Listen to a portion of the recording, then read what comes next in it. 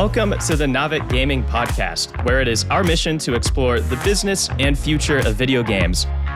We bring together the industry's brightest builders, investors, and thinkers to keep a pulse on current events, dissect emerging trends in games, share lessons learned, and have a great time. This podcast is also part of Naavik's growing ecosystem, which ranges from free and premium research to consulting and advisory services. For more information, visit www.naavik.co. Now, let's jump into the episode. Hello, everyone, and welcome to another Naavik Roundtable. I'm your host, Devin Becker, and today I am joined by Aaron Bush, co-founder of Naavik, who you may have seen a million times here on the show, Anil Dasgupta, pardon me if I pronounced that incorrectly, the co-CEO of First Light Studios, and Dave Elton, the president of Blue Line Studios. And how you guys doing not being at GDC here? Yeah, we're the lame group this week, but I think our squad here is also pretty cool, and this is really the place to be, and everyone at GDC should be jealous. I feel like we almost need t-shirts or something bragging about that after that. We do have some good topics today. Obviously, some stuff was announced at GDC as well. A lot going on out there, a lot going on in games in general. So we got some cool news today. We're going to be talking about Netflix has some game updates. There's going to be some multiple new studio openings from existing game studios. Amazon and Twitch having some layoffs, some not so fun news there. We've got some deep dives in strategic partnerships between IMX and Polygon, which should be pretty interesting, and new mobile app stores coming out. And then the big raise from CCP for $40 million for a Web3 game. So if you want to go ahead and kick things off here, Aaron? Yeah, so lots of good topics today, but we can start with Netflix, which can be a bit of a smaller update. So this past week, Netflix unveiled some new roadmap details regarding its gaming ambitions. So I thought it would be worthwhile to at least share where they are at with some of these numbers. So to date, Netflix has released 55 games, all of which are on mobile. Naturally, many of them revolve around Netflix IP at this point. Some of them are built on more traditional gaming IP, just being licensed for Netflix. And others are just the more simple mini game-like games that, they threw on initially just to pilot and kickstart what the gaming ambition on Netflix could look like. However, this year, Netflix plans to release another 40 games, and it has 70 additional games on top of that in development with partners. Plus, it has another 16 games in development at in-house studios. So you could do the math. That's 146 new games in the pipeline in some shape or form, which is quite a lot. And so, I suppose a handful of these could already be established games that they'll just continue to license. But in large part, these games will be new and exclusive to Netflix. And I don't think we need to fully reopen the Netflix can of worms here. We've chatted several times in the past about how, games on Netflix is still a pretty rough user experience that, hopefully will change at some point with probably alongside regulatory changes with just how app stores operate. And, also just how there still are questions about the true impact of games on a big video first platform and whether they can license or create standout hits from taking this type of shotgun approach, at least so far. Anyways, I just thought those numbers were interesting just because it shows how big this pipeline is, at least how many shots they're taking. But Dave, I also did just want to hand the mic to you a bit because I know you have made a game for Netflix before. And so I'm curious if you have any reflections or reactions on what you see they're doing in this pipeline or even just how it's gone so far for them. Yeah, absolutely. Working with Netflix was in my opinion, it was a great experience. Especially considering how fast they actually put everything together. They went from initial announcement of, hey, we're going to do games to actually launching games within, just a few months. And really what they're doing is very similar to any other major platform. When Xbox came around, they were looking at how can we fill in all of the games to cover off all the genres to meet the expectations from a broad audience. And really where they are right now is in that second stage where they've kind of filled in most of the genres, and now they're looking at improving the quality for the offerings inside each of those genres. And in today's today's marketplace or today's situation for developers, it becomes a little bit more of an interesting place for them. The likelihood of being able to launch a new game in the free to play market becomes more and more challenging. And working with a subscription based provider such as Netflix, gives them an opportunity to make games with with guaranteed revenue coming in.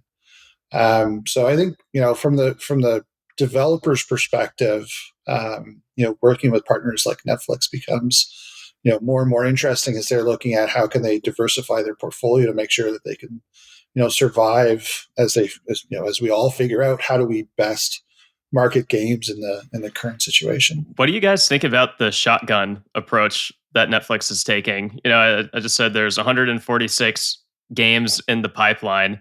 Do you think that makes sense for them? Should they be more focused, or does this make sense just to throw stuff out there and see what works and learn from it? Any thoughts on that? I like it for that reason. I think if you've got those kind of resources, mobile games are not that expensive to develop compared to a console title. You can go quickly if you need to make up the space quickly. I mean, I think it's quite similar to what they did just when they made their own shows, right? They started with one or two, then they greenlit loads. A lot of them you never heard of again, but some were developed into multi-hit IPs. I mean, if you can do it and you want to get there fast, like learning as fast as possible is the way to do it. You could say maybe they should go for fewer ones of higher quality, but we don't know. They might all be high quality for all we know. They could be working with great partners. When you're Netflix, I'm sure there's a lot of people that are willing to work with you. So I personally think I quite like it. I think if you want to get there and you haven't been in games for a long time, you're going to have to do something dramatic to try and get there quickly. So their best strength, I've always felt, is the data approach of the company, right? Of using that to tuner and get there fast. So you're going to collect a lot of data. If you can interpret that and make smart decisions based on that, I think it's exciting. I just wonder, though, if they end up in a similar situation where Netflix is happy to greenlight a million different shows, but they're also happy to cancel them after one season. So what happens to games, right? You're like, oh, hey, sorry, your game's underperforming. You're canceled. Like, that seems like that could be a risk for games. Maybe. It can be. I mean, games are removed from subscription-based platforms for sure. But I think the point about data is really the big thing for Netflix right now. Neil's right; it is a data-driven company, and being able to have that many games in front of them, they really are able to learn really, really quickly what is the titles that work well for them. I mean, they have a slightly different business model from a traditional free-to-play publisher. They're not looking for revenue directly from the titles. They're looking at it as a retention play, keep people inside the Netflix ecosystem.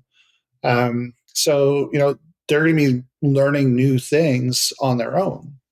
They're not going to be necessarily looking for the exact same metrics that the traditional free-to-play publisher is looking for. They're looking for those things that help retain subscribers. And in some cases, that's going to be, just pure retention. In other cases, it's going to be, is it a case of, are they able to offer that new thing to keep people coming back? If they're finding that people are only retaining inside games for, a very short period of time, then, the Netflix model is you just consume a whole bunch of media all at once in one sitting, and then you go find something new, and something new comes in every week.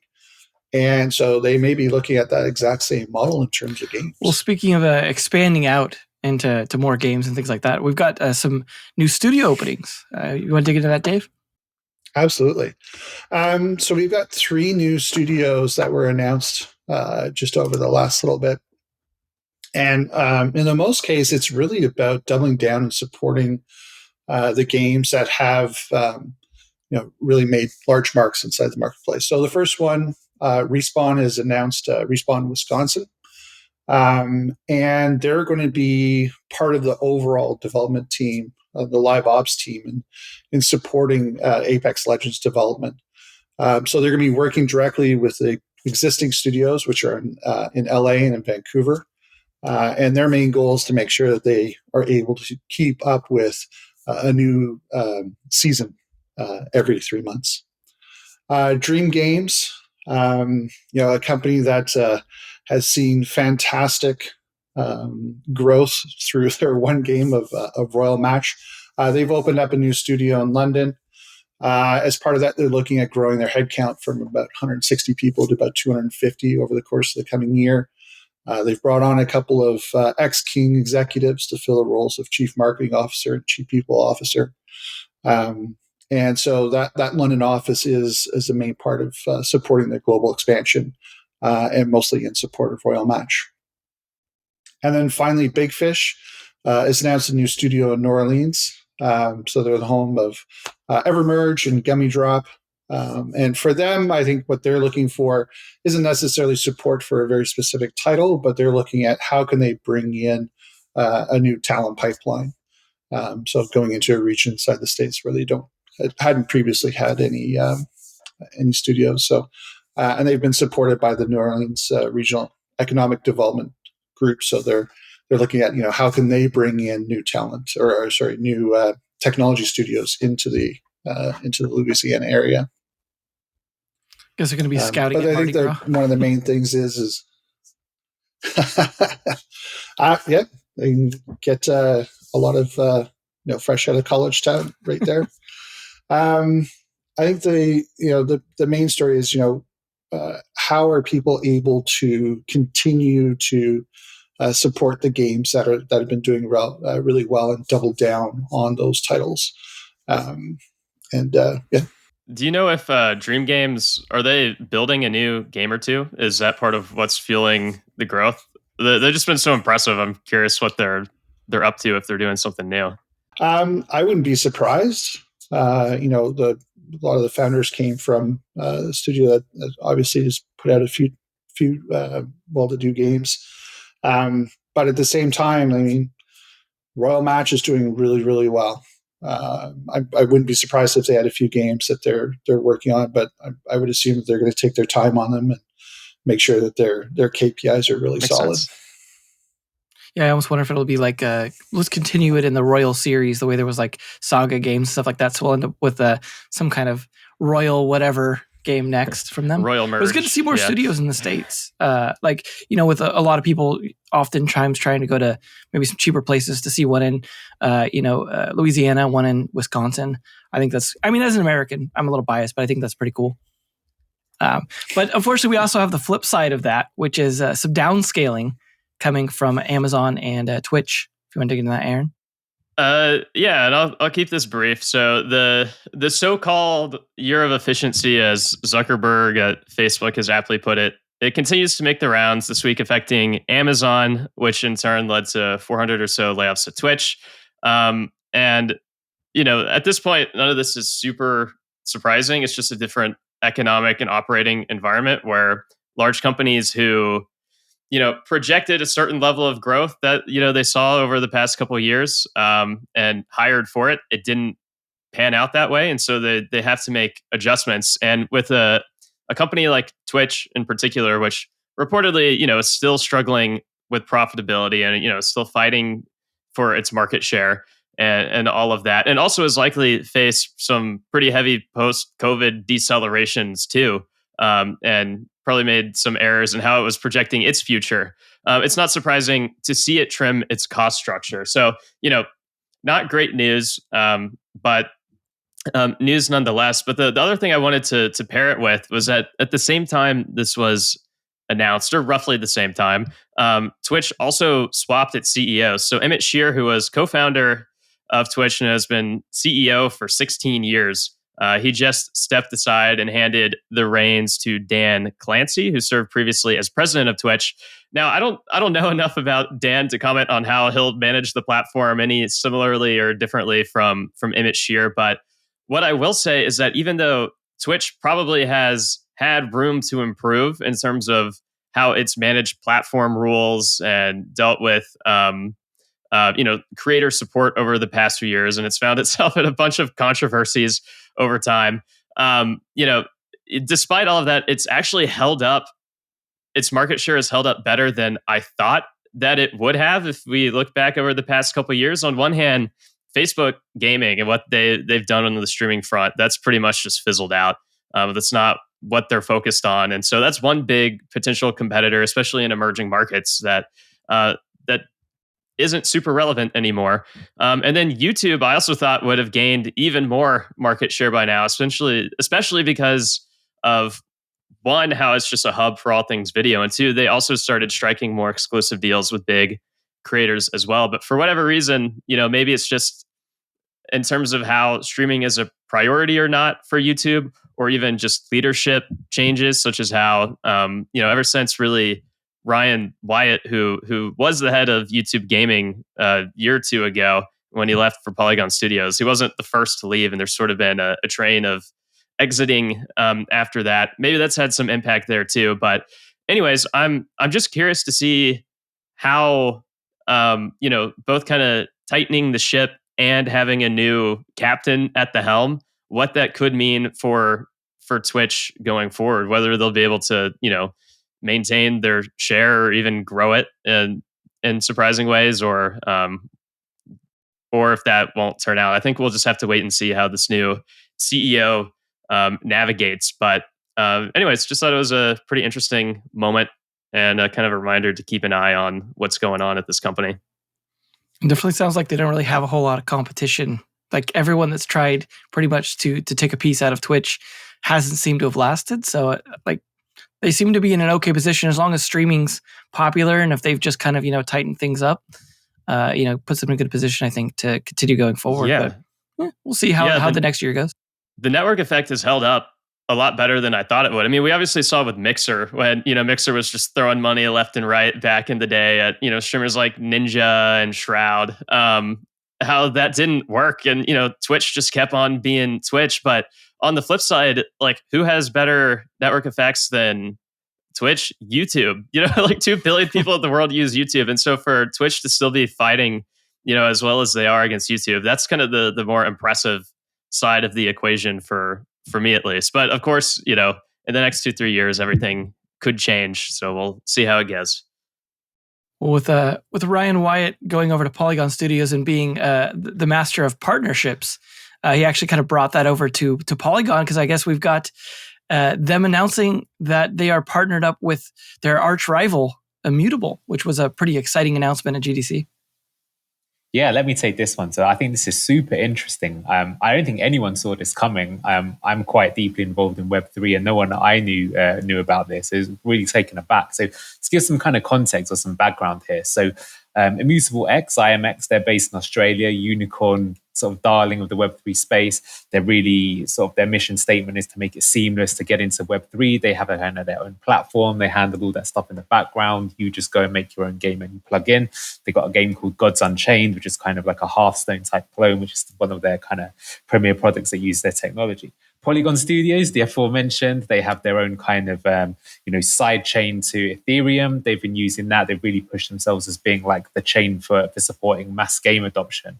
And these two were in quite big rivalries around sort of 18 months ago, when many of them would be approaching studios to try and get them to build on their chain. I have to say, personally, I was speaking to both, so it is quite interesting to see that there is actually now they're the same thing, or are they the same thing? Well, not quite. So what they announced at the first day of GDC is that there's a strategic partnership between the two.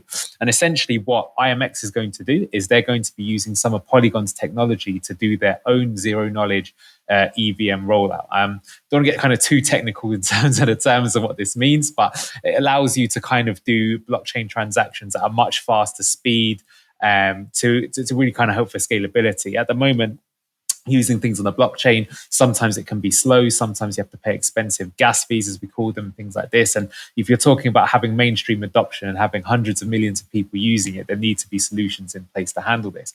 And IMX has decided to use Polygon's new service is going to be rolling out, which I think is very interesting because IMX themselves were also pretty big on their kind of Starkware roll up and their own solutions doing this. And that is a question I'd like to propose to the panel because I actually thought that was supposed to be one of their strengths. That's kind of an interesting line on it. So they're doing this strategic partnership. They're going to be using their technology to make their own zero knowledge EVM. I think some other interesting things to look at is as a result of this announcement, the IMX token dropped 15%. That's quite substantial. The Polygon token actually was largely unchanged. So perhaps you might have thought that might have increased in value, but it kind of held firm. The two had a strategic partnership. They said they'd been in discussions for over 9 months. That to begin with, it was a bit weird having the discussion, but when they sort of both realized that they both kind of want to use the power of Ethereum. So, these guys are not building their own chain. They're still going to be using that, but harnessing the power of it, that they aligned pretty quickly. So some kind of topics that I'd like to think about and why I think it's like a really interesting one to kind of talk about. For me, this is the first really big consolidation I've seen in the Web3 space. And, is that a good thing or a bad thing? You can kind of look at it either way. This was a crazy space not so long ago with so much money thrown about. I think it was inevitable that some of these things were going to have to consolidate down and a few winners would emerge. This is perhaps the first time we've seen something like that. Or is it a bad thing that, you only have a few power players that are going to kind of dominate this sort of nascent space where the dream was it to be all decentralized and there wasn't going to be a Netflix or an Apple or a Google that you had to be subservient to? And for those of you who are listening on Spotify, there's a lot of smiles and laughters amongst the panel right now. So that probably say perhaps what some of us feel. I've got some more things to do, but let's start with that then. And before I go into other topics. So what do you think about this move? I'll hand it over to you, Dave, actually. I actually do think it was inevitable, and I do expect to see more. As you mentioned, we saw a huge amount of cash piled into the Web3 ecosystem over the last little while, and with the values dropping down to where they have been, I think you will see a lot more consolidation. Do I think it's a good thing? In many ways, I do. I think, as you look at, the desire for interoperability, as you look at the desire for having that ability to transfer, NFTs or funds or items between everything, it becomes a lot easier if you have a set of rules that everyone plays by. And if you've got, 30 or 40 different chains and currencies and everything, and trying to get everyone to play well together, that becomes a really, really big challenge when you've got so many different players with different perspectives and different ideas in terms of where they want to take the industry. So I do think that, having some fewer number of players inside there will make things a little bit easier. Will we ever get to that point where it's fully decentralized? I'm not sure if we will. I think if you look even at the ownership of the chains, where a lot of the tokens are still within, small groups of people, that even right now that isn't the way that the industry is playing out. But yeah, I'm still very interested to see how things go. I'm also curious to hear Devin's take on this. But maybe before that, I just have a couple clarification questions that maybe you guys know the answer to. And so when I was reading this, it seems very much that for Immutable's platform and tech stack, it's going to be leveraging Polygon's tech capabilities. But on the Polygon side, I wasn't clear if just with its gaming ambitions, is it essentially fully pointing everyone to Immutable that it works with, or are teams still going to be able to build separately on Polygon? Separate. Or it's separately separate. So Polygon, brand new chain, basically. Yeah. Right. And then second, I was going to ask just Anil, since you mentioned the kind of the token movements, whether does anything really change? If you're using Immutable, as a user and the tokens you have to use, if they're now using Polygon, or do you still just use IMX the same way, or does it now throw the Polygon Matic token in, or that's a great question that I don't 100% know the answer to. Why I wanted to raise it though is that at the time, I remember when we were shopping around, is that IMX, part of the deal was you had to use their token as part of the ecosystem, and that was kind of your payment. So if some event like this happens and then completely out of your control, now your treasury's dropped in a massive amount of value, or your funding for your project, that's extremely dangerous. And I think that this is like maybe for me a bit of a fear. Like, I actually agree with Dave. I think that it's not a bad thing at all, actually, that this has happened, in the sense that I think some consolidation is good. A few kind of people that have the right spirit, I think, will help the industry move further along in the long term. But I do worry that, like, will people get burnt early with things like this in an unfair way? And that is kind of your question. Like, I suppose a sort of different example, many people use, for example, Unity engine. What if Unity, for example, got bought by Electronic Arts? Would you still be able to use the engine? Like, no one really knows, and no one really thinks about it because it's too scary a proposition to really think through. There's enough stuff that keeps you awake in the middle of the night without answering those questions. But when things like this happen out of the blue, that could be something that, could also have an impact. I like you, I'm very curious to see what Devin has to say about it. But my understanding is that no, it does not point you anywhere. There's two completely separate ecosystems, and they'll remain when it's just utilizing the technology. And my assumption is because I think that Polygon did a really good job with Reddit in terms of using their kind of moons and NFTs. And given the scale that Reddit has, I think that's like the ultimate proof point that their tech does work on big scale, and why it's like, well, look, do you want to risk making your own one where it could go wrong, or do you want to just go with something that works? Yeah, as the resident Web3 guy, this was like a pretty big deal to me. Like I found this. I've written a lot about both companies and dug into like a lot of what they did, and I found the token drop actually kind of interesting, because one of the parts of the announcement that's like buried a bit is the idea that this new chain will actually use IMX tokens as the gas fee instead of Matic as the underlying thing. So like that should have actually driven the value up, I think, because now there's more utility for the IMX token. I mean, maybe it's like, hey, let's drive it down so gas is cheaper. I guess I'm not sure what the reason was. I got to imagine it was more of a response of like, oh, IMX is kind of like giving up on their own tech on the Starkware stuff, as you guys mentioned, and maybe that's like a loss of confidence there to some extent. But I would actually be, if I was shorting anyone's tokens, I would go more towards Polygon's, more so because here's what it looks like to me, is that Polygon and Immutable constantly fighting back and forth over games, bribing each other. Perfect example is Metalcore.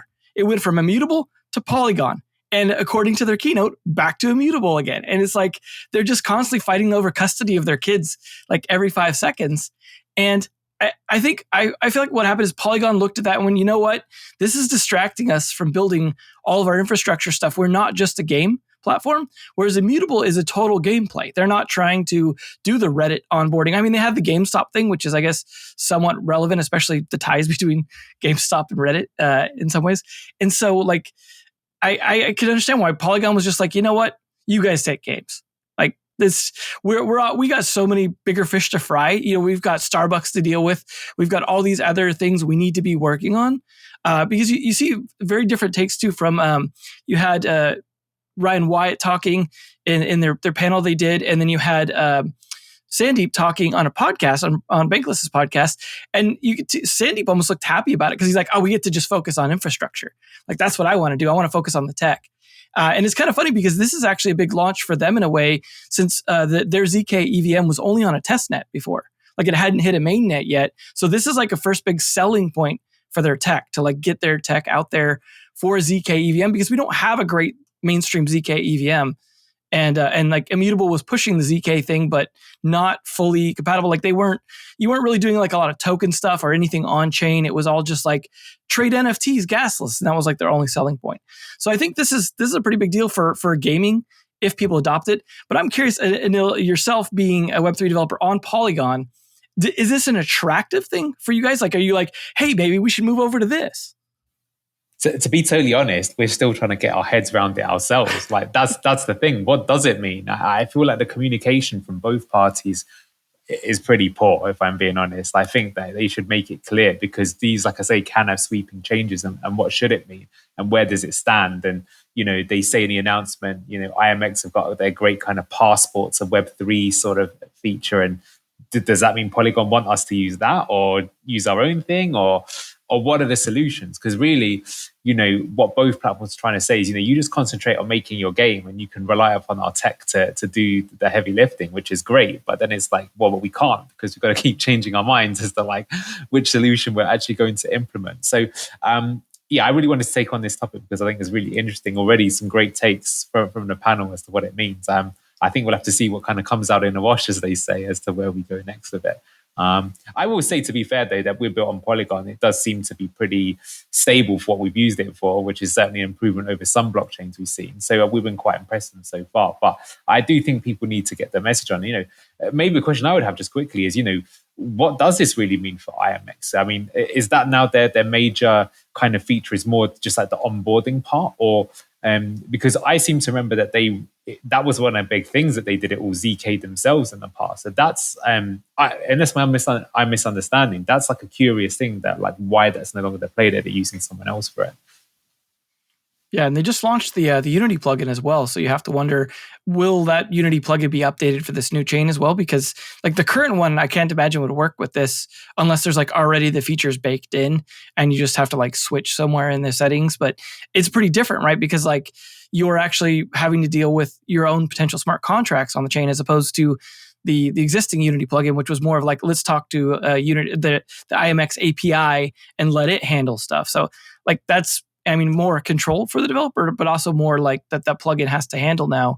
And they were all excited about how easy the onboarding was. And it's like, well, now do we have to like have a whole different thing? What's the launch date for this? Are they actually, they made it look like possibly Metalcore might be a partner for this, but they didn't really announce like these games are going to this chain.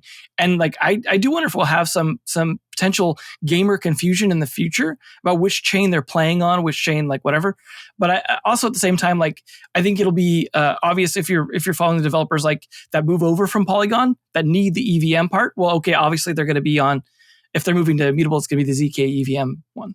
Yeah, that makes sense. I guess from bigger picture, my standpoint, I don't know exactly what it means for IMX, or there's still questions. And I think anytime there's a transition, you can look back and be like, oh, maybe this should have been communicated a bit more clearly at this time, or this, the order of operations or speed of how certain things get integrated or said happens. But I don't know, just thinking big picture, even though this sparks a little bit of chaos and questions in the moment, it actually seems like it actually creates maybe a bit more stability, down the road and thinking longer term. So this is just sort of a hump, but like once the integrations are more set and the community views, especially like Immutable as like more like the stop to go to, it seems, it should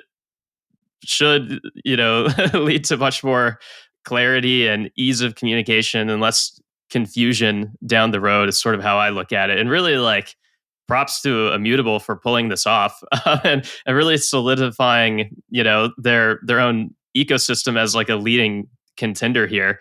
And I sort of view that as, they've already done a pretty good job through having raised quite a bit of money and being an early mover and like just building out multiple parts of their ecosystem and through BD landing partnerships. But at this point too, I wouldn't say it's, quite like in the free from competition or anything. It's still so early, so many other players, but having, this level of scale and lead, and just ability to reinvest both in M&A and R&D, like it can keep advantages rolling for a while in a steadier state where companies don't have to think about who's leading, who's not, what's it going to be in 6 months or a year. So to me, it seems like this is actually a pretty good step forward for the ecosystem as well, just in terms of more clarity. Yeah, maybe it becomes just a lot easier now, like to just decide which blockchain do I go with. Well, it's like if I'm making an app, I go over to Polygon. If I'm making a game, I go over to IMX and stuff. And now it's a lot easier. You can just focus back on the game and less about which I'm sure, Anil, you probably went through that for a while, like which blockchain are we going to build on, and that back and forth and debate about that. It just, I imagine that's a long headache just taken out, especially since you have a choice of like, do I need like the EVM part? If I do, now I actually have an option for that. So I don't have to like, sift through those. And I do imagine though that this is like Solana and Avalanche now just over in a corner crying at this point after this, because this is a pretty big blow to whatever momentum they might have had. And at this point, like now it's like Solana's a discount NFT marketplace. And Avalanche is like, I guess if you want to roll some of your own stuff, like there's not a lot of competition in a way now, but like at the same time, hopefully decentralization still wins out. I know Robbie Ferguson certainly looked extremely happy and excited about all this. So I got to imagine like that's very bullish for them. So it is funny to see the token drop after all that. But maybe that's a short-term thing. We see it raise back up. Well, you're implying that crypto degens actually do their own research and read the small print. They're just shorting their own stock. Yeah. Well, speaking of expanding out and contracting at the same time, we got some new app stores for mobile. Want to dig into, Aaron? Yeah, we'll see how this shakes up. So there's, some rumblings out there of new mobile app stores in the works. And this topic maybe is a bit more hypothetical than usual, but it's seeming less and less far-fetched every day that there will be new app stores launched that may or may not be competitive in some ways, launched from these big tech companies. And for one reason why this is worth talking about and why these rumblings in the news are happening is because it's widely known at this point that App Store practices are largely anti-competitive. And even though early attempts from Epic and elsewhere failed to generate outsized change, there is a slowly growing criticism among regulators that bits and pieces need to change, whether it's anti-steering rules, preferential treatment of first-party apps, or even just the nature of app stores themselves. And so, for example, the EU's Digital Markets Act is likely to play a notable role next year, at least starting from the EU and driving some notable change around creating more competition for app stores. And largely because of this, some other big tech companies are starting to act like sharks. They're smelling the potential blood in the ocean, the opportunity for prey, and are preparing their plan of attack. And so we know that Epic Games now, according to Tim Sweeney, already has its mobile store ready, and they've stated their intention to build something that supports apps beyond games. We know very little, but that's just what has been lightly thrown out there. And then also Microsoft has also stated that it hopes to launch its new app store for games as early as next year, especially if the Activision Blizzard deal goes through this year. So anyways, I've just found this topic pretty interesting, just to think about how it could play out if other app stores are allowed to exist. And so I'm curious just to throw it out to all of you. If regulatory actions did enable third-party app stores across iOS and Android, starting with the EU's DMA, do any of these new contenders actually pose a threat? Is there a path for them to succeed? Or is this largely just hand-wavy, like, it sounds great, but in reality, people will still just use the main Apple App Store and Google Play? What do you think? First off, there already are other app stores. So if you think of it, Amazon, Samsung, Huawei, they all have their own app stores, and none of them have been able to really move the needle in terms of being able to take any sort of large market share away from Google Play Store. Now, I think probably what Epic and what Microsoft bring behind them can probably bring a little bit more to bear than what those other stores have to this point, and ideally bring some big name games to those stores to help attract people there. But I think they're still going to have challenges in terms of moving people away from stores that are preloaded with the devices, and B, breaking people out of the habits in terms of where they go to look for games. Epic, I think, in terms of building out their own app store, they'll probably go to a similar playbook as they did with when they were building out the Epic Store itself for games, and probably look at what are things that they can do to really entice developers to want to come in. So from a rev share perspective, and from the consumer side, what kind of exclusives can they bring, or what can they do in terms of making exciting launches and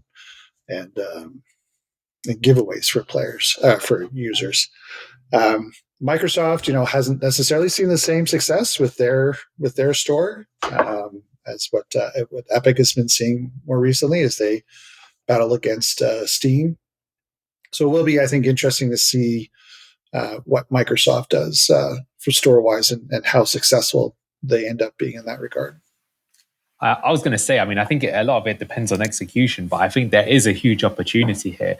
I think what it reminds me of a little bit is that I remember back in the 90s, the PlayStation, if you remember, was originally going to be an add-on for the Super Nintendo. It was going to be a CD drive. And then the two companies fell away and Sony just said, we'll do it ourselves and we'll be successful. And Nintendo were like, you have no understanding of this market. There's no way you can succeed. And Sony said, hold my beer, or sake, because they're a Japanese company, and they executed. And the way that they did that is because on Nintendo, you had to pay the fee to develop the cartridge and kind of the cartridge royalty fee that Nintendo collected. Whereas Sony said, we've got a CD drive, so you don't have to pay more than $1 to print the CD. So you're going to get more as a developer or a publisher than you would. And everyone flocked to them based on those kind of promises. So I think if you look at the app stores, it's a kind of recurring theme on Naavik, how they're pretty bad in the sense that they don't really offer discovery. They're not really serving any kind of platform to help people. So you could actually argue they're a barrier rather than a help at this current moment in mobile. So I think that there is an opportunity. The execution is if a new app store comes on, they have a smaller royalty rate. So let's say it's 10% rev share rather than the 30% cut that they're getting right now. And they're able to really push new titles and demonstrate that with some kind of loss leading marketing or things like that to get people over there. I think it could work. And I think another reason why I think it could work is that how do people even discover these things in the first place? It's actually not typically through these stores. It's more through performance marketing or outside channels, and you click a link that then takes you through, and there might be a few more steps involved, but you could get it that way. So all that putting into context, I think if the execution is there, it's definitely ripe for massive disruption, and it could be something to take a piece of the pie. I would be more excited, I think, for Microsoft's one over Epic. Epic Store, I think, was really good on PC. They tried hard, give you free games and stuff like that, but no one really made any sizable revenue from there. Not anyone I know, at least. So it didn't really get there. I feel why Microsoft may succeed is they, having bought all these heavy duty IPs, and they're just about to get a whole ton more of them. That's going to get attention. Like if you've got your Call of Duty, if you've got your Blizzard games, and you've got to go to this store.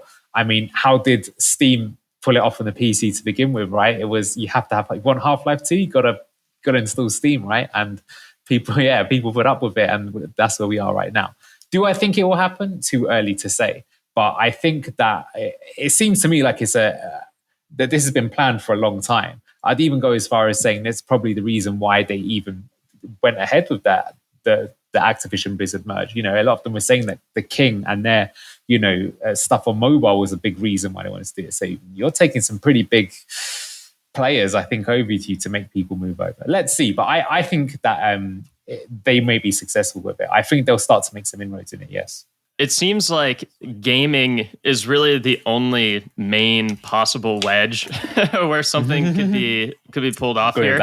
Yeah. And it might not even stem from like mobile first games that are able to be that wedge. And instead, the benefit with Microsoft is they view their future as like being truly cross-platform across all of their games, across their cloud capabilities, across their subscription itself. And, that's still tens of millions of subscribers, some of which, might be, willing to try this out and just kind of seed the platform. I have a harder time seeing, if the Activision Blizzard deal goes through, like how does a Candy Crush really practically shift over and to like a new platform and work? Like it will probably exist on both if that were the case, but it's not going to be a reason to really shift over and bring a massive audience with it. I would think I could be wrong. They want to be really gutsy in the actions that they take. Who knows? But yeah, I mean, Microsoft probably is the most interesting to me from the standpoint of it has a ton of content. It has a strategy and mission and tech stack that supports crossplay in a way that's unique and interesting that you can't really get elsewhere. They have also more of like a proven ad tech stack within Microsoft too that could probably play some kind of role in being integrated in the games or the App Store and facilitate discovery or ads of some type here. That's interesting.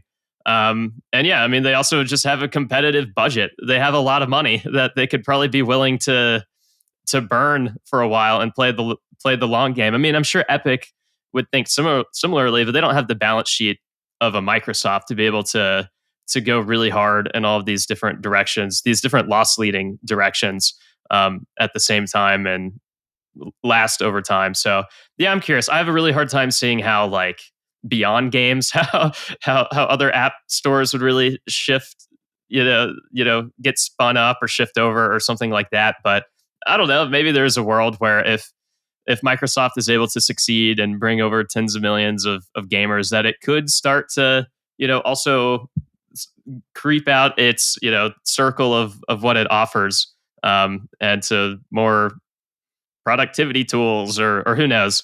But yeah, it's interesting. I still don't know how optimistic I really am on any of this truly breaking through, because network effects are really tough to break. We already kind of talked about this a bit with Twitch earlier, who was in, you could say a weaker position, but the network effects held up a lot stronger than people thought.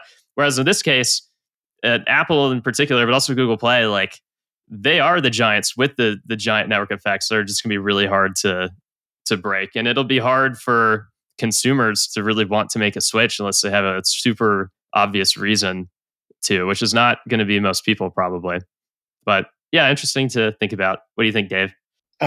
So the one thing I think that is a bit of a challenge for Microsoft is the regulatory environment right now. So if you look at, yes, Microsoft's got a huge war chest, but if Microsoft went in and said, hey, you know what? If you come and play just in our backyard, we'll give you huge discounts. We'll do all sorts of things for you as a developer and as for a player. I think there would be a lot of people then starting to make some noises about, hey, Microsoft is throwing around their weight too much. Whereas if Epic, did something similar, I think most people would say, well, Epic's just a small team, so they can go ahead and do that. There's no challenge with that.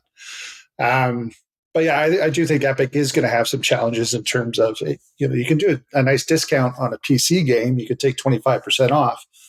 You can't take 25% off a game that's for free. So that's going to be obviously a huge challenge. And in terms of moving people around, mobile game players are very, very hard to move. So games that have tried to do sequels, as an example, move from one game to another, I've found it very, very challenging to move people. And if you think of all the people that have spent all their time building up, their Candy Crush levels inside, the iOS version of the game, they're not going to move over to Microsoft. They're not going to move over to Epic no matter what. They've built up way too much time and energy and potentially money into those games. So, wanting to move from one platform to another is you're just not going to be able to move those players. So it really is about all those new players that you can try and attract in. So I don't know if it's necessarily Candy Crush. It may be like the next games that King brings out that really is the thing that helps them move into a new store. Well, it's funny too, because Candy Crush actually came with Windows 10 for a while. I assume it still does.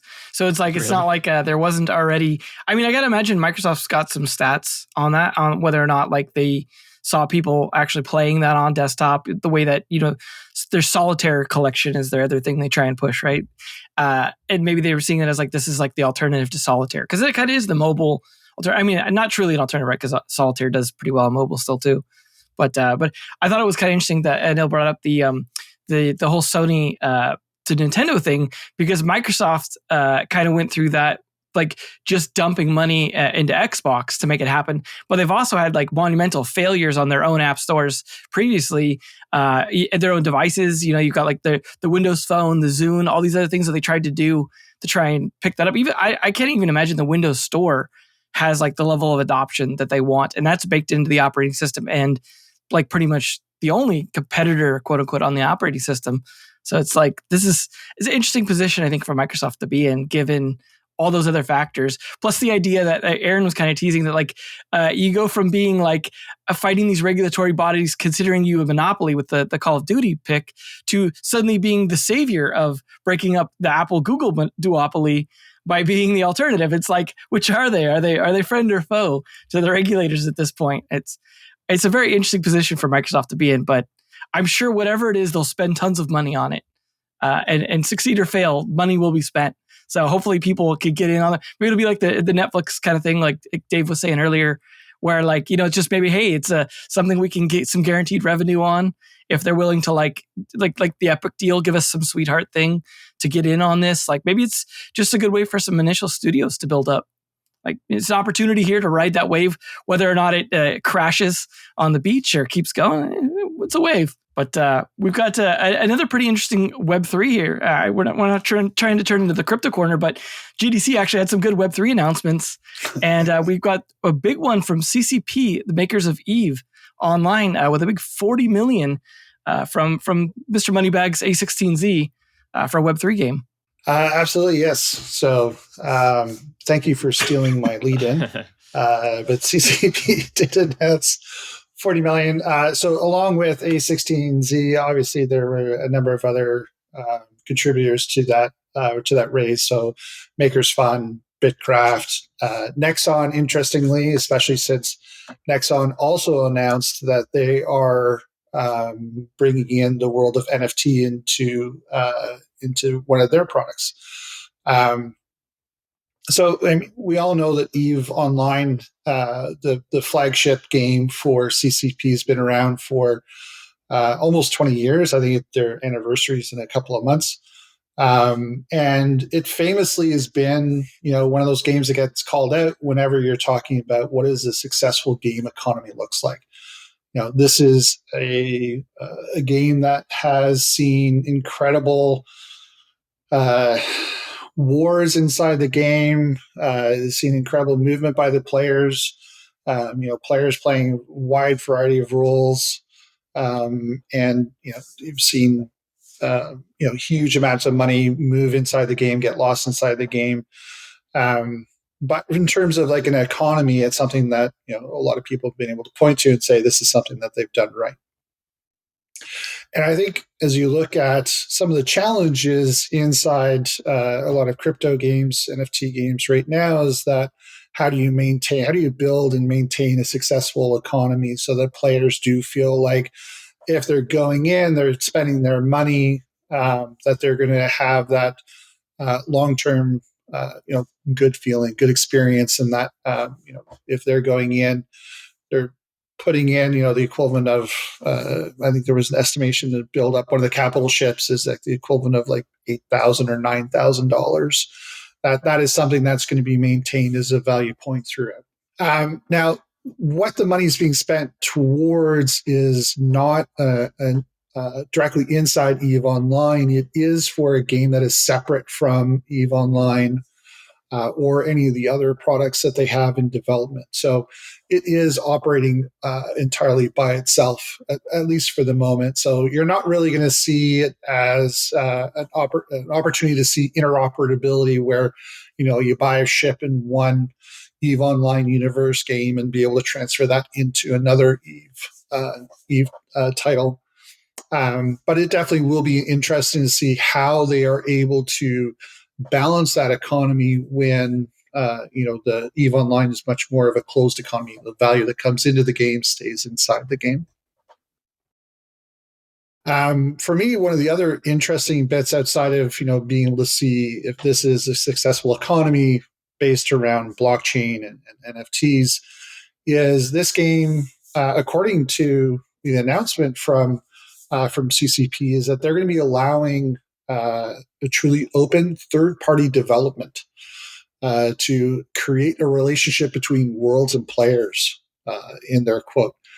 And for me, this really is an interesting thing that they're really kind of offering like two chances at disruption in terms of how they build up their economies. And one, have the ability to have monies flowing in and out of the economy. But two, you also now have other people coming in and building upon the EVE Web3 tech stack and experience. And what does that actually feel like? So, we may actually see that ability to have different people building different things expand much farther beyond what we've ever seen before. Second Life has seen people that were able to spend, their entire in-game career building furniture for other people. Well, what does that actually look like? Is someone come in and say, hey, it would be really cool if, in the first-person shooter, everyone would be able to actually drive around in cars. Well, I'm going to build those cars now, not CCP. I'm going to build those cars, bring them into the game, and start. I'll have my Dave's Car Shop dealerships. Throughout the game, people can buy cars. For me, it certainly is an interesting. I don't know if I'd say an experiment. $40 million is a lot of money to spend on an experiment. But for me, it's certainly going to be an interesting sandbox for people to play in. And I am interested to see how it actually all turns out. Yeah, the one other interesting part of this deal that I picked up on that I just wanted to call out before we talk more about the Web3 elements of this is that the investment is focused on the game project itself. It's not actually an investment in CCP games or Pearl Abyss, and you don't see that very often. And on one hand, I can kind of understand why they're separating these two things. I don't really know what this new game exactly is, or how similar or different it will be from EVE Online, so it's kind of hard to say. But on the other hand, it's just kind of weird. Like, what does an exit opportunity look like for a game in the same universe? Like inside a company that is in charge of that universe. I I have no idea what the end game is. That's a great question. That hints at some kind of token liquidity, right? It's something that you can exit faster, or perhaps it's another one I've seen recently is that people take a share in revenues of any marketplace or daily transactions that are made thereon. And, if you see the amount of player-to-player transactions that are done on the existing EVE, that could be extremely lucrative. But that kind of leads into a question I kind of had around this, because I'm sort of surprised that they had to raise the money. Because whilst 40 million isn't like a trivial amount of money, I mean, my understanding is it's a pretty profitable company that they made like 80 million last year alone. And sure, they have a big team and it's going to cost them and et cetera, but they don't really market EVE much compared to other games. I know they did a big push on it sort of maybe 10 years ago to sort of really see if they could break it, but they sort of found that EVE is a game that is like a niche audience, but the niche spends and they retain for life, so you don't really need to worry, and it's like the definition of a cash cow that you can leave going. So why they felt to do this, especially with the people that you've mentioned in the format. One thing I would say around the kind of separate entity and things like that is that does mean from a kind of legal standpoint, it can be a bit cleaner, because otherwise if you have to do a sort of like, offshore entity or things like this, depending on the sort of assets, there's still a lot of regulation that isn't in place in a lot of the European Union and European countries. So perhaps they're just protecting themselves those ways. But I think it is. To me, that hints that there will be some kind of other liquidity, especially the sort of companies that have backed it. They're not going to back it if they have to wait for a kind of exit or whatever. But I do wonder why they couldn't just do it themselves, or is this them sort of saying, look, we know how to build the game and economy, but the actual sort of Web3 side, we need some advice from. That'd be my speculation on it anyway. I'm not sure if it actually is investment only inside the game. The way that I read was that it was an investment in CCP, but the funds were being directly earmarked for a particular game. So I don't know that it's been actually defined as a separate entity. I think it's still inside the overall CCP. Maybe. The investment is focused on the game project itself, so this means that the new investors did not acquire a stake in CCP Games or in its parent company, Pearl Abyss. So I don't know if they were off, or who knows. But I guess we won't know probably for sure for quite a while. But yeah, I think Anil might be right that maybe this will get converted into like token ownership or something, and like this game, like the ownership of the game will be through tokens and more community run in the same in a way that maybe like an alternative EVE Online could be owned by the EVE world of players and contributors and stuff.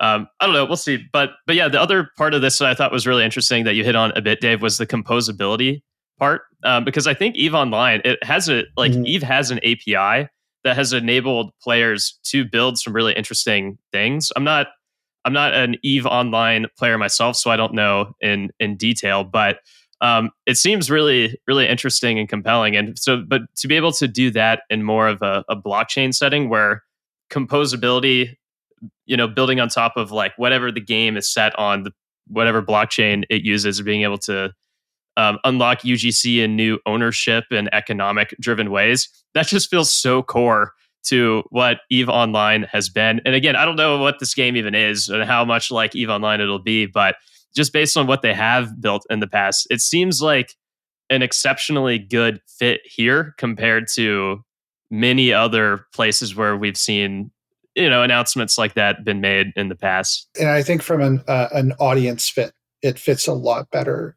I have a much easier time seeing NFTs inside the EVE universe than I do inside a casual game, as some of the Web3 announcements have been these days around casual side of things. And so I do think that it will be an easier fit for a today audience. Down the road, it certainly be able to go more mass market, but I think today it fits a lot cleaner inside an EVE audience. At least they've got a lot of economists on staff already, right? From EVE that should hopefully be able to help figure this out. Whereas, a lot of other companies have to kind of hire external people or figure it out themselves. They've got the experience. I'm not saying it all directly translates, but they do have that experience. But EVE is so, as you mentioned, Dave, not totally open compared to this. Whereas, like, I got to imagine this might attract maybe a more predatory audience, depending on the type of game and stuff that's like looking to make money out of it. Like, because you can kind of make money in a way by playing EVE, but not really, right? Like, that's not the main incentive. Like, it's more the play money within the environment. Like, you can make money there, but cashing it out is really difficult. Like, you can get free playtime, through their Plex and stuff like that. But I got to imagine it's going to be something that might even pull new players into their world that are interested in maybe extracting value, depending on how they set it up, or maybe just like maybe they'll even have a different theme, and maybe suddenly they'll actually expand their audience. But I do got to imagine, regardless of like who's being invested in directly, at the end of the day, this is just expanding the GDP of Iceland, probably by double at this point, since we know that company is basically Iceland at this point, employing probably half the country. But it's a pretty big deal. I mean, if it is inoperable and like it does expand to like having other things, like for example, would you be like, hey, let's have some Blast Royale characters integrated into this and that kind of thing? Like, is this an opportunity that like may be exciting to Web3 developers to be part of this type of environment? Perhaps. I mean, we were all kind of rushing to talk. That was kind of funny about this topic. I was going to say that I feel when I first found out about blockchain technology and its use in gaming, my immediate thought was, if there was one studio in the world that should definitely be making a Web3 game, it was CCP. Because they've already proven it. Like, that's maybe World of Warcraft is like the second one, but I feel even more so EVE if you're aware of the nuances or the specifics of that game. So I think it's kind of like a really obvious thing, and I'm sure that anyone that could possibly invest in them would have done for the same reason. Like, if they can't get it to work, then who can? I think it's quite as straightforward as that, but you could be confident on the tech, the economy, the audience wanting to do that and all that. In terms of the interoperability, it's kind of a niche, space, isn't it? I could see perhaps other sci-fi games and things being interesting, but I'd be excited myself to see what they can do with it. I think this will be something that you just know is going to get some great use cases. And, when you hear, I don't know if you heard this like crazy story, how, you have different sort of alliances and guilds within EVE, and how one guy actually got a job working for someone in real life for 2 years, working for an enemy clan, and he was like a secret agent the whole time. And he basically, right at the end, gave them all these details, and they did like $10 million worth of damage to their entire fleet. And of course, he got sacked, but he was an absolute hero from the actual alliance that he was working for. Like, this is legitimate things that go on. So I think for things like that, it will be amazing. All of that, all on the ledger, all immutable, kind of secure. Whatever they make should be great. And I wouldn't be surprised as well if they create sort of more use cases that other people can tie into and go forwards. And I think having like a developer like that coming into Web3 is like a real kind of stamp of approval as well, that like, okay, this is like someone seriously who can execute, and they're going to make something good in it. And that makes me excited as someone who's developing in it, because it's still got, bad rep for the right reasons, I would say. You can't really condone some of the activity. So maybe a bit of a sellout answer for you there. Yeah, I've been reading Empires of Eve, which is a book. It's a 2-part book series that like chronicles the history of Eve Online, but like inside the game of Eve Online, like tracking like the different characters and factions and all the wars that went on, and it's insane. Like to just see like it really is like a real history that's been taking place inside of this game. And like to your point, Devin, about like, if you make it real money, will people exploit the system somehow and try to, profit from it? Like, I think that works so perfectly into like the hands of like what this empire is trying to do, which is, or what Eve generally has done, which is like it's all these factions and empires trying to exploit each other in any way possible to get advantages in the wars that they're happening across the universe. And obviously, there probably are some caveats that you would want to put on that in real life if you're actually working with real money, but you can let it play out, I think, to a pretty extreme degree in this kind of ecosystem compared to anywhere else. And so, I've said it like 3 times. We don't even know what this game is or how similar it will be to EVE Online, but yeah, thinking it through, it is exciting to see. I'm very excited to see where this goes, and even just thinking what like the ARPU on a game like this could be. God. It'll be pretty astronomical if they do a good job developing it. Well, imagine the secondaries on it. I mean, that's going to be huge. Or, with it all being on the ledger, there will be characters that are created in year 1. And by year 20, you can look through its history and you'll be like, oh my God, it was like, look at all this cool stuff that they did. And, owning that particular thing is really going to mean something to someone. And that you've got this like really open world, flexible game system that has allowed these real things is it's blockchain games before the blockchain was available. That's how I think of Eve. So just plugging that in is like the most obvious move ever. Yeah, and not even just the characters. Like, just think of the capital ships. Being able to go through this capital ship was in the Battle of 2023, and also in Sector 911 won the battle through its final volley. Like, the stories that you're able to have captured around all of the components inside there, really becomes that much more open and being able to be built upon, and at the same time being able to say, hey, I own a piece of history. Here's my ball that Babe Ruth hit, and here's my capital ship that won the battle inside Eve Web3. I do got to wonder then to something that Aaron mentioned, like if we see a shift in policy, because Eve's kind of famous for whatever happens kind of thing. If you're not hacking, then whatever you do goes, right? It's Wild West by policy, which is something that you just generally don't see in any multiplayer game, right? It's like its own unique beast. But the question is, does involving real money or financialized assets deeper into a game suddenly change that? Do they have to go like, well, we have to make certain exceptions here, or do they go, hey, code is law on the blockchain too?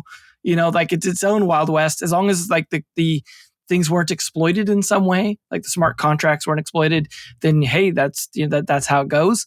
And like if this attracts more bad actors, then because they can potentially, like that dude that embezzles all that money out of that company, right, that works for that and does that big heist, actually gets to cash that out in real life in some way, and dude just ends up like buying his own island off of like embezzling money from a giant virtual corporation. Like that seems like that could get really messy in an interesting way from our point of view, I think. But as a company, I got to imagine they've got to be pretty wary of like, do we have to change our stance here? Like that wasn't originally even their stance, like the whole like Wild West thing. They just kind of like decided to do that along the story of Eve. And it seems like this is not like maybe even an inflection point for Web3 in general, if this is something that takes off, because as we've all mentioned, like Eve is like one of the games that's always mentioned alongside like Diablo and CSGO as like games that are like bring something to Web3 or bring ideas for these economies. Like I think regardless of whatever they do, we're all going to be watching it, right? But I don't know how far off this even is. Like, is this something that's like, okay, well, they just got the investment money. It's like, cool. Well, that was this like 10 years off from now, like, because it's going to take forever to design and build it out. And Web3 games are not, I mean, maybe I'm wrong on this, but I don't think Web3 games are faster to build than Web2 games. Like, I think maybe a little bit slower. So I don't think you'll see this for 5 years. No, right. That's a developer as well, that they're not going to rush it. They're absolutely not going to. I don't know if you remember, they actually did try to make a mobile version of Eve at one point as well. I don't think it ever passed a soft launch. They did actually have it out. Yeah. But it was done by NetEase. So they basically outsourced it. And it's actually pretty close to the main game. Okay. Is that still out now, is it? Yeah, I believe so. But it's but again, they outsourced kind of like they said, you have access to all our data and stuff, but you're going to build the client and all that. I was going to say, I remember they didn't rush it, put it that way. Right. So I don't think, I wouldn't expect to see this before 2030, if I'm being honest. But it'll probably be good when that does finally come. Yeah. And I think that actually does point to the, why did they need to raise $40 million? Yeah. It is, it's a big tech stack and it's a lot of people. It's not like EVE Online is a content light game. There's a lot of stuff you need to build for that game. So that $40 million may go sooner than they actually want it to go. Maybe they'll use some AI tools to help build it out, right? That'll be the part of that investment is in AI tooling for a lot of that, for not necessarily procedural generation, but some AI generation of a lot of content or something. Again, we don't know what the theme is, but we got to imagine they're not going to stray too far from their wheelhouse. If the main audience of Eve absolutely loves that stuff, and there's such a huge, massive, not massive in scale, but in quality of ability to keep these people for life. Why would you want to stray that far from Eve? You'd want to be let's monetize our core audience and maybe bring in some new people, but your audience well. But they've had missteps in the past where they've wanted to expand out on stuff like the World of Darkness stuff they were going to do. And they just kind of didn't. And then all those other sort of tie-in spin-off things that they were going to do to Eve that didn't really work out. As Anil said, they didn't even really develop the mobile one themselves. They couldn't really. I kind of worry that it's almost like they needed the $40 million to create a second company within the company to build this stuff so they could still have their main focus on Eve, because even Eve Valkyrie, the VR game has been sunset because they just didn't want to support it anymore. They're not great at multitasking, I guess, put it that way. But I think they do have 2 other games in development. Exactly, in development still. In addition, it's inside the EVE Online. So this would be at least the third new game outside. That is a fair comment from Devin, though, that they are a studio that you've got to say that they've made this phenomenal hit, but they have not done a second one. Second album syndrome, right? And that might be a bit unfair, but there are a lot of devs in that situation. I don't know, look at, for example, Notch made Minecraft, right? Then he made some game called The Scrolls or something like that, which I understand was even quite decent, but it's it's hard to get lightning in a bottle twice, right? And yeah, so maybe you are right. It's just another company within the company, and then they can just concentrate on their baby, but still explore this kind of new space. But I don't want to be down on them. I say it genuinely. I think this is something I would really look forward to seeing. This is someone who should be making a blockchain game. So I really can't wait. Just probably have to wait a long time for it. Yeah. Stick me in the freezer for about 5 or 10 years so I can just wake up and play it, right? I don't want to have to wait with us not even knowing any details. But speaking of those kind of big 3 games that we talk about with blockchain, there was one of them. I don't think it was blockchain related announcement, but did have an announcement during the time that we were recording this. So we look forward to, I imagine, talking about that next week. But I want to thank everyone for showing up today, Dave, Anil, Aaron. Great roundtable, great discussion, and very excited to dig into some more GDC meat next week. If you enjoyed today's episode, whether on YouTube or your favorite podcast app, make sure to like, subscribe, comment, or give a 5-star review. And if you want to reach out or provide feedback, shoot us a note at podcast@naavik.co or find us on Twitter and LinkedIn. Plus, if you want to learn more about what Naavik has to offer, make sure to check out our website, www.naavik.co. There, you can sign up for the #1 games industry newsletter, Naavik Digest, level up your insights with our premium research platform, Naavik Pro, or contact us to learn about our wide-ranging consulting and advisory services. Again, that is www.naavik.co. Thanks for listening, and we'll catch you in the next episode.